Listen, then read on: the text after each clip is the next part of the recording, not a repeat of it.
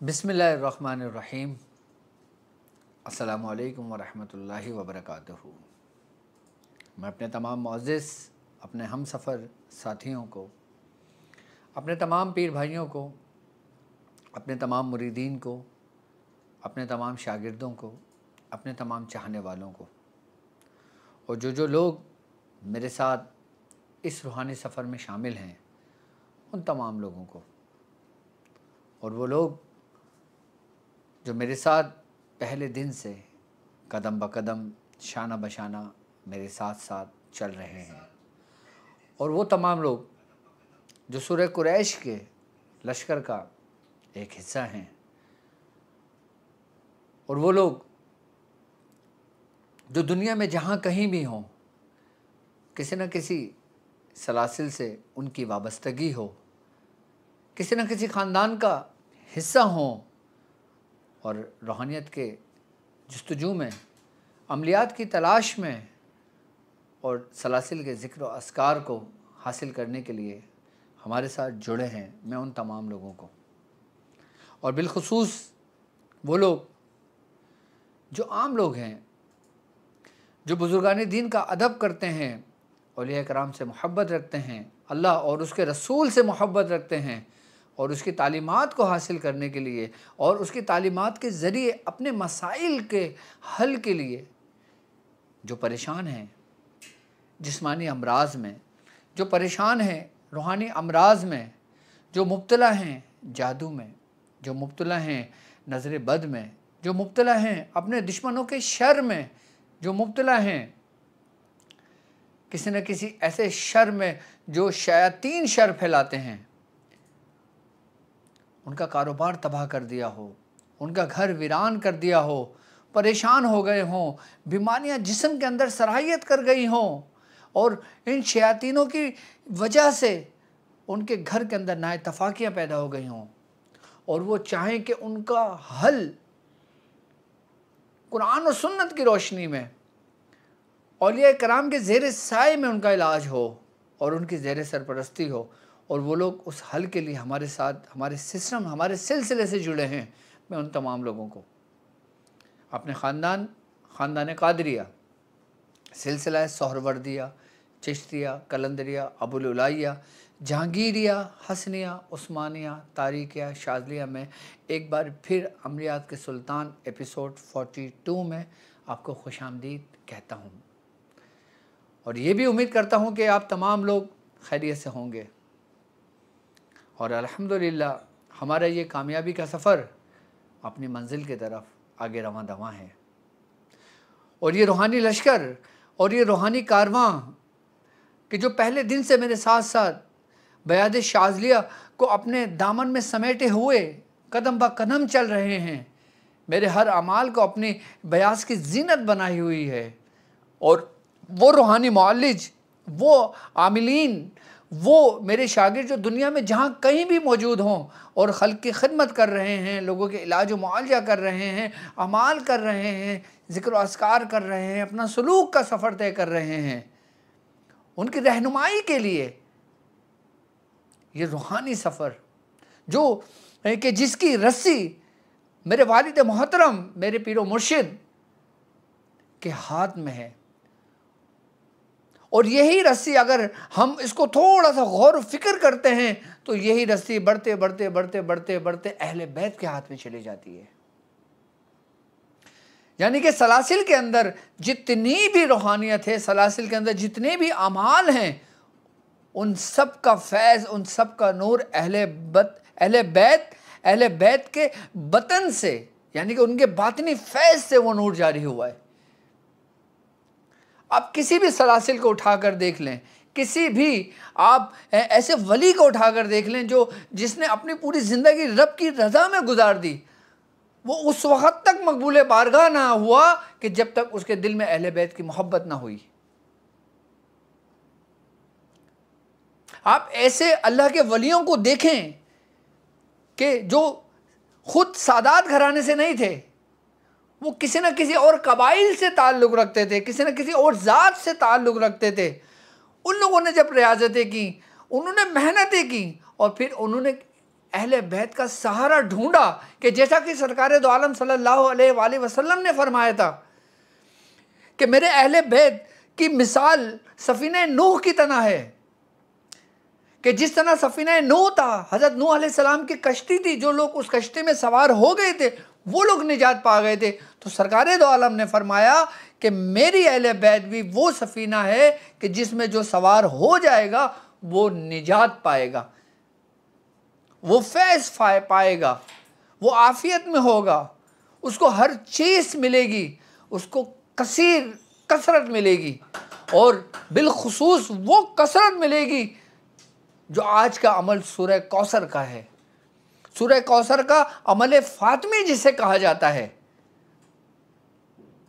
यानी कि जो शख्स सूरह कौसर का अमल फातिमी करता है, पढ़ता है, तो वो उस निजात वाली कश्ती में सवार हो जाता है कि जिसमें गुमराही का डर नहीं, कि जिसमें गुमराह होने का खदशा ही नहीं, कि जिसमें ना शर है, ना रुजत है, ना किसी किस्म की परेशानी है, यहाँ तक कि वो आपका कुलियतन मुकम्मल आपका हिसार बन जाता है।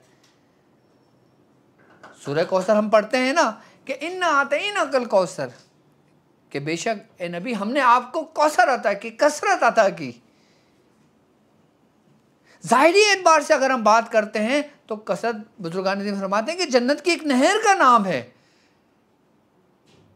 कि जो शहद से ज़्यादा मीठी है, दूध से ज़्यादा सफ़ेद है, और जो एक दफ़ा वो उसको पी लेता है, जो रोज़े महशर सरकार दो आलम सल्लल्लाहु अलैहि वसल्लम जब अपने उम्मतियों को वो कसरत, वो हौज़े कौसर अपने हाथों से पिलाएंगे, तो वो कौन उम्मती होंगे आपको मालूम है? अगर हम बात करते हैं कसरत की, तो क्या कसरत दुनियावी नेमतें हैं? क्या कसरत आखिरत की नेमतें हैं? क्या कसरत आपकी दौलत है, शोहरत है, इज़्ज़त है, आपका वक़ार है, क्या है? अगर हम नबी की बात करते हैं, अगर हम सरकार दो आलम सल्लल्लाहु अलैहि वसल्लम की ज़ात अक़दस की अगर हम बात करते हैं, तो बुजुर्गान दीन फरमाते हैं तो ये कायनात भी अगर तख्लीक हुई तो हुजूर के लिए हुई। इस कायनात में जो कुछ भी हुआ हुजूर की वजह से हुआ, यानी कि अल्लाह तबारक तआला ने जो कुछ ज़मीन बनाई आपके लिए, आसमां बनाया आपके लिए, जन्नत बनाई आपके लिए, ये जहां बनाया आपके लिए, यानी कि जब सब कुछ रब ने आपके लिए बनाया, सारी नेमतें अल्लाह तबारक तआला ने अपने महबूब के लिए रखी। यहाँ तक कि हज़रत आदम अलैहिस्सलाम को जब अल्लाह तबारक तआला ने तख्लीक किया तो रब ने फरमाया, बुजुर्गान ने फरमाते हैं कि अल्लाह ताला कहता है कि इब्ने आदम को मैंने अपनी सूरत पे पैदा किया, अपनी सूरत पे मैंने उसको तख्लीक किया। इससे बढ़कर और क्या होगी कसरत? लेकिन वो जो सरकार दो आलम सल्लल्लाहु अलैहि वसल्लम को अता की गई, वो कसरत क्या है भाई? नेमतें तो दुनियावी है ना, नेमतें तो आखिरत के लिए है ना, नेमतें तो रूहानियत है ना, वो तो सरकार दो आलम सल्लल्लाहु अलैहि वसल्लम के लिए ये है सब कुछ। तो अल्लाह तबारक व तआला इस आयत के अंदर क्या बयान कर रहा है कि इन्ना आतईना कल कौसर, है नबी हमने आपको कसरत अता कर दी है।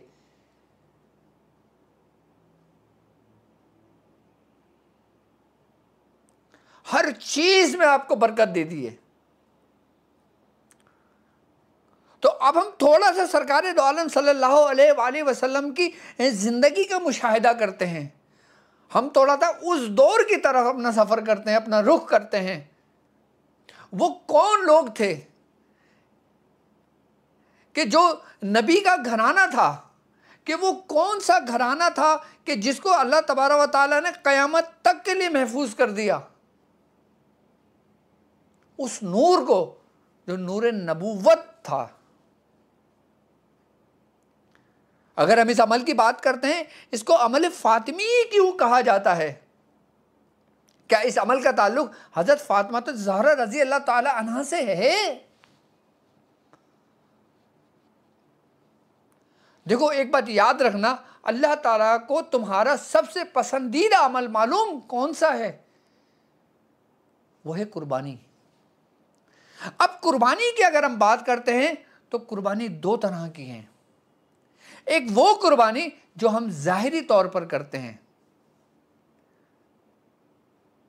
जिसका हमें हुक्म दिया गया कि जैसे हज़रत इब्राहीम अलैहिस्सलाम को हम देखते हैं कि कुर्बानी का सिलसिला हज़रत इब्राहीम अलैहिस्सलाम की उन औलाद से चला कि जिन औलाद से सरकार दो आलम सल्लल्लाहु अलैहि वसल्लम माबूस हुए, यानी कि हज़रत इस्माइल अलैहिस्सलाम की औलाद से सरकार दो आलम सल्लल्लाहु अलैहि वसल्लम इस दुनिया में तशरीफ़ लाए। और आपकी नस्ल में हज़रत इस्माइल अलैहिस्सलाम के बाद कोई नबी नहीं आया सिवा सरकार दो आलम सल्लल्लाहु अलैहि वसल्लम माबूस हुए।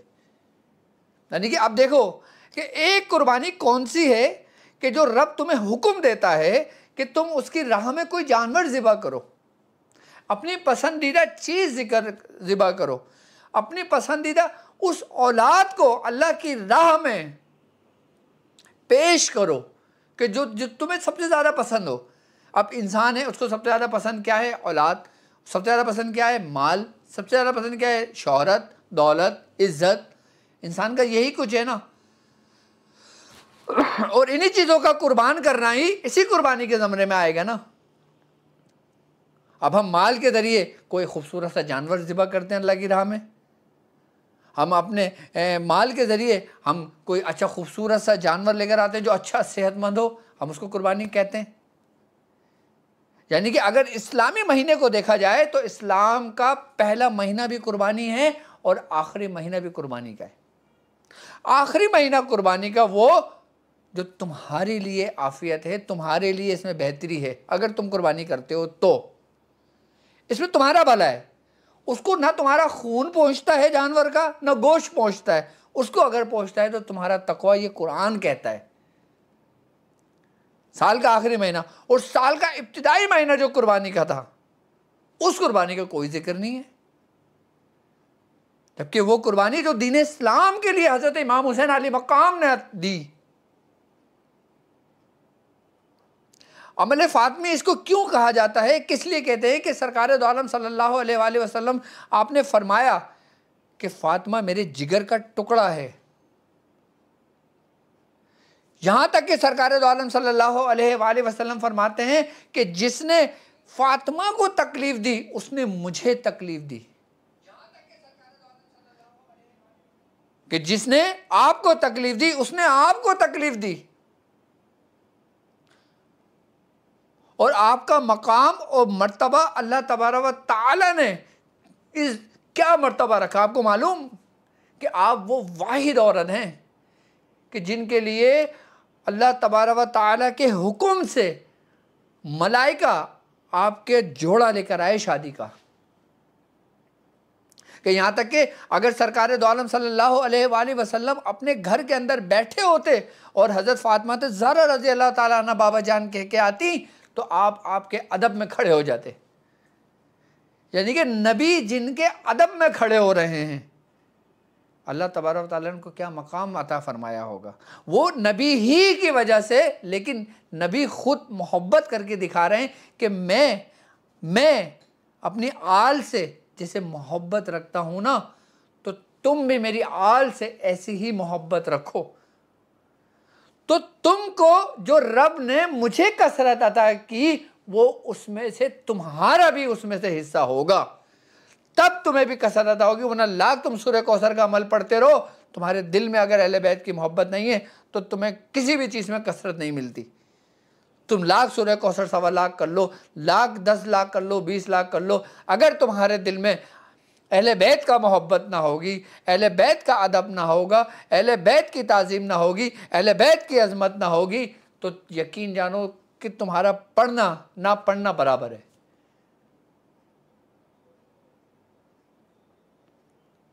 क्यों? क्योंकि हुजूर ने फरमाया है।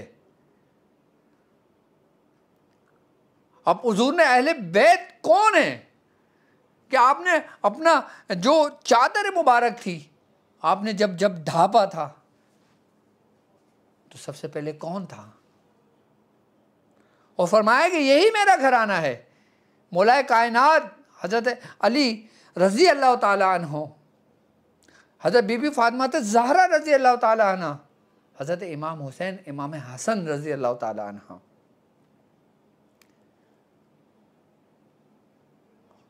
और अल्लाह तबारक व तआला को वो अमल तुम्हारा बहुत पसंद है कि जो तुम वसीले से जाते हो। एक हम वसीला पेश करते हैं नबी का, एक वसीला पेश करते हैं मौलाए कायनात का, एक वसीला पेश करते हैं हज़रत इमाम हुसैन इमाम हसन अली मकाम का, और अल्लाह को वो वसीला बहुत पसंद है जो हज़रत बीबी फातिमा ज़हरा रज़ी अल्लाह ताला अन्हा के वसीले से दुआ की जाए या कुछ मांगा जाए।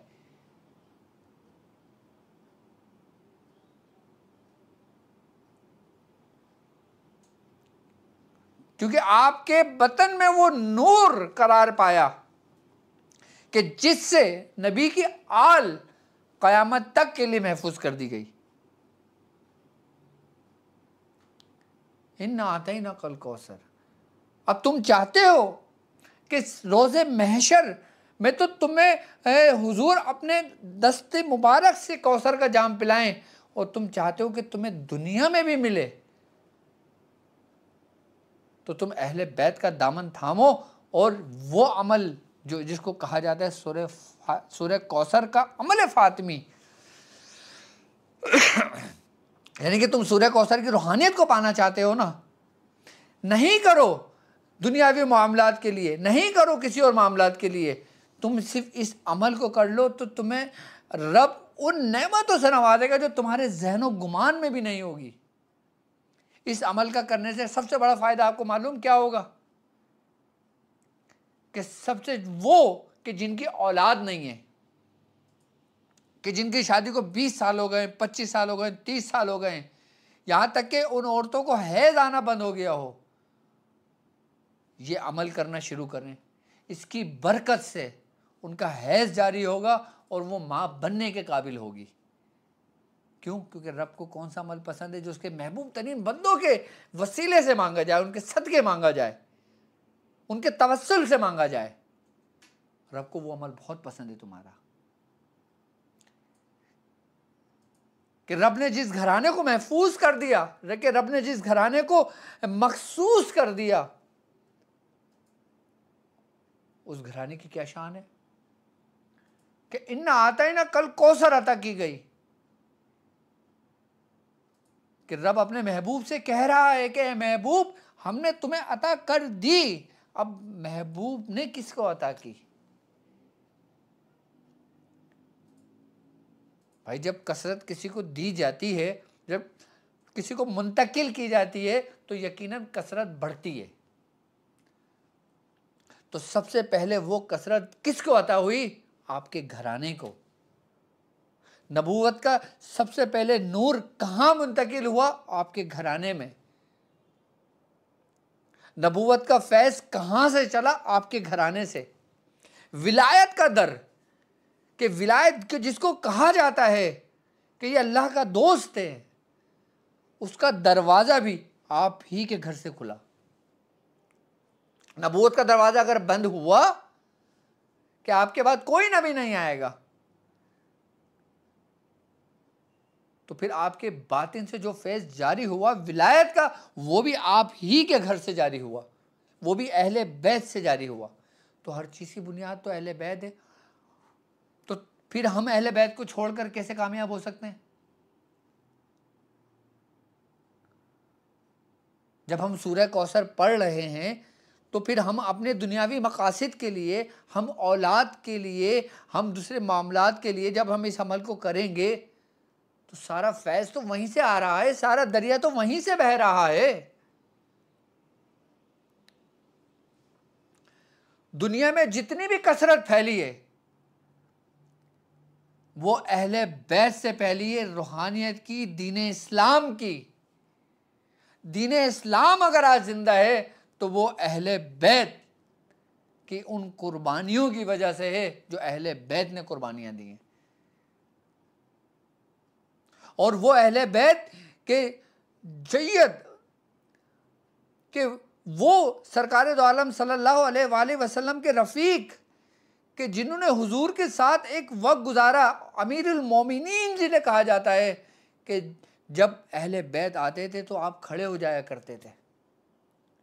जब अहले बैत आते थे तो आप अगर मिंबर पे हैं तो मिंबर से उतर जाया करते थे।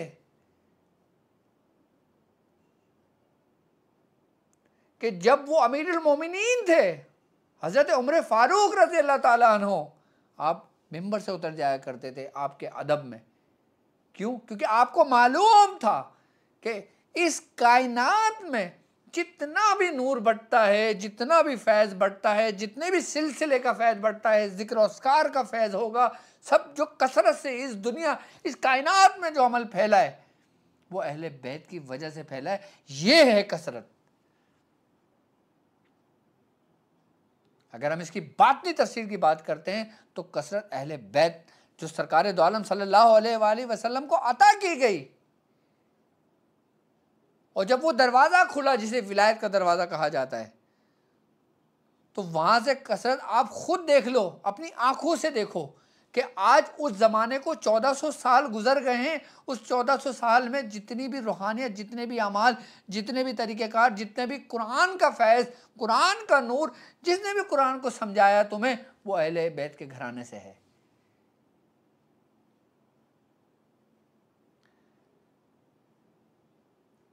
अहले बैत अगर किसी को ठोकर मार दें तो वो विलायत के आला मकाम पर फाइज हो जाए, और अहले बैत अगर ठुकरा दें तो दुनिया का कोई कामिल पीर भी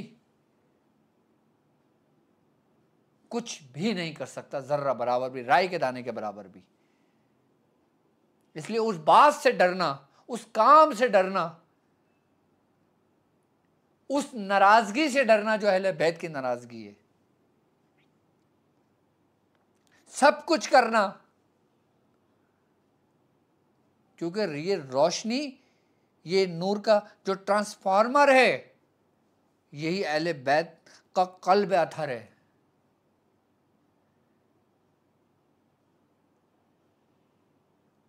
हम क्यों ना एक ऐसी रोशनी के साए में चलें, एक ऐसे सितारे को देखकर चलें कि जो वाज़े तौर पर रोशन है, खुली दलील है अपने रब की।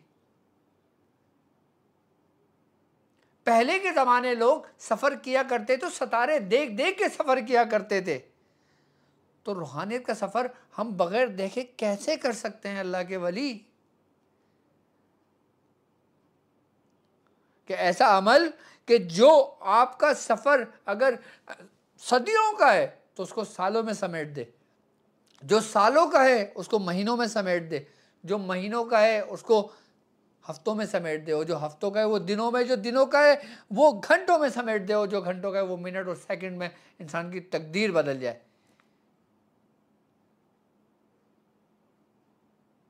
कहते हैं ना कि सूरह कौसर का बहुत गहरा ताल्लुक जिल हज्जा की 10 दिनों 10 रातों से है, कि इसमें तुम्हें रब ने हुक्म दिया है, और वो 10 रातें रब को बहुत अजीज हैं। तो क्यों ना वो 10 रातों की तैयारी करो, और ऐसे तरीके से तैयारी करो कि अगर तुम अपने मर्तबे से गिर गए हो, अगर तुम किसी परेशानी का शिकार हो गए हो, अगर तुम किसी मुझी अमराज में गिरफ्तार हो गए हो, तुम्हारा कारोबार ये था अब ये हो गया हो, तुम ये अमल करो, फिर यहाँ से वहाँ नहीं, वहाँ से और ऊपर चले जाओगे। क्योंकि जो तलब रखता है, जो ढूंढता है, वो पा लेता है। और मैंने आज के अमल, सरताज अमल, आपको अहले बैत का वो अमल तालीम कर रहा हूँ कि जो घंटों नहीं, मिनटों नहीं, सेकंडों में आप अपनी तकदीर को बदलते हुए देखना।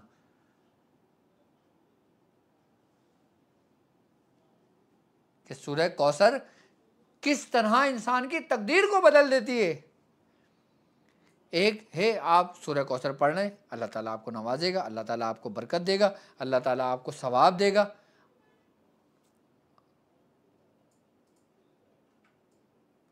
लेकिन फिर आप सूरह कौसर की जो रूहानियत है, सूरह कौसर के मातेत जो रूहानी फरिश्ते हैं, रूहानी मौकलान हैं, रूहानी ऐवान हैं, रूहानी सुरुख जिन्नात हैं, वो आपको मालूम है किसके ताबे हैं? इसका ख़ास ताल्लुक़ क्या है? सूरह कौसर का ख़ास ताल्लुक़ है नबी की आल से, ख़ास ताल्लुक़ है नबी के घराने से। क्यों? आप परेशान हुए थे सरकार दो आलम सल्लल्लाहु अलैहि वसल्लम, आपकी आंखों में आंसू थे, आप बड़ा अफसरदा थे, तो कुफार ने क्या कुछ ना कहना शुरू कर दिया आपको। तो फिर तसल्ली किसने दी, यकीन किसने दिलाया? हे नबी, आप इनकी बातों पे दिल बर्दाश्ता ना हो।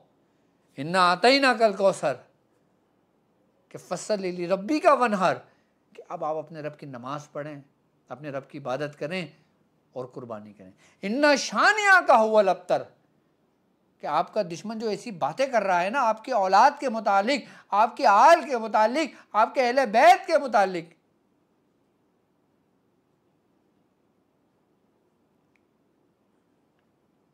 वो बेनामो निशान रहेगा, खत्म हो जाएगा, वो मिट जाएगा, उसका कोई नाम और लेवा कोई नहीं होगा। लेकिन एक ऐसा अमल कि जिससे कोई ऐसा गुनाह सरजद हो गया हो, कि जो गुमराही के ऐसे रास्ते पे निकल गया हो कि जिसमें वो सोचता है कि क्या मेरा लौटना मुमकिन है, क्या मेरे गुनाहों की कोई तलाफी है, क्या मेरा रब मुझे बख्श देगा, क्या मेरा रब मुझे माफ करेगा।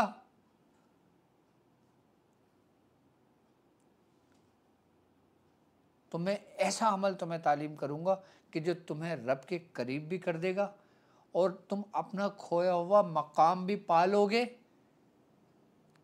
और तुम जिस चीज की तलब रखते हो, जिस चीज की ख्वाहिश रखते हो, तुम चाहते हो कि अहले बैत की मोहब्बत तुम्हें मिले, तो तुम्हें उसमें कसरत मिलेगी। हा, इन्ना आते ही ना कल कौसर। तुम चाहते हो कि तुम्हें माल दौलत मिले, तुम्हें उसमें कसरत मिलेगी। ये अमल करने वाला शख्स जो अमल फातिमी है सूरह कौसर का, ये अमल करने वाला शख्स को दुनिया जो ना एक थाल में रख के उसके कदमों में रखी जाती है।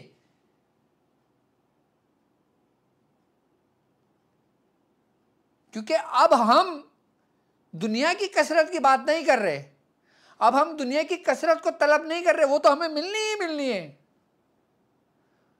दौलत तो मिलनी ही मिलनी है, शोहरत तो मिलनी ही मिलनी है, इज्जत तो मिलनी ही मिलनी है, सेहत तो मिलनी ही मिलनी है। तो क्यों ना उस चीज की तलब रखो कि जिसमें तुम अपने आप में कमी देखते हो। एक चीज तुम्हें मिल जाए, 9 चीजें तुम्हें खुद ब खुद मिल जाएंगी, क्योंकि एक के बाद ही 2 आता है। एक तुम्हें मिल गया, 2 भी तुम्हें मिल गया, 3 भी तुम्हें मिल गया, 4 भी तुम्हें मिल गया, 5 भी तुम्हें मिल गया, 6 भी तुम्हें मिल गया, 7 भी तुम्हें मिल गया, 8 और 9 और 10 भी तुम्हें मिल गया। उस 10 दिन की रूहानियत तुमने पाली। वो एक को ढूंढो जो अलिफ है, जो इन्ना का अलिफ है, वो एक ही घराना है। उसको तुमने पा लिया, उसके साए में तुम आ गए, उस अमल को तुमने रख लिया संभाल कर, दोनों हाथों से गिरफ्त करके, जो बुजुर्गाने दीन का पसंदीदा अमल है। लोगों ने तो सुना भी नहीं होगा सूरह कौसर का अमल फातिमी।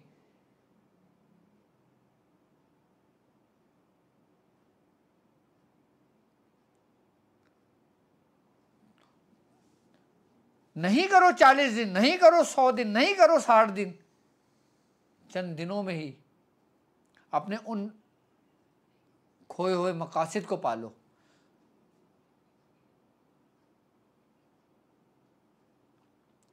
क्या है सूरह कौसर का अमल फातिमी, और इस 10 दिनों में ही क्या अहमियत के हामिल है आपको मालूम? अब देखो, आप यकुम जिलहज से 10 जिलहज, 10 जिलहज कुर्बानी दी गई। यकुम मुहर्रम से 10 मुहर्रम, 10 मुहर्रम कुर्बानी दी गई।